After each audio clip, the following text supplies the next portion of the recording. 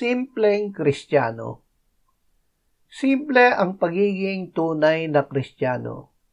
Ito ay pananalig at pagtanggap kay Jesus sa kanyang kapuspusan bilang anak ng Diyos, Kristo, propeta, pari, hari, ulo, huwaran, kapatid, buhay at lahat-lahat.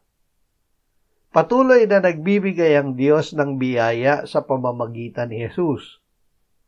Tanggapin natin si Jesus gaya ng mga munting bata.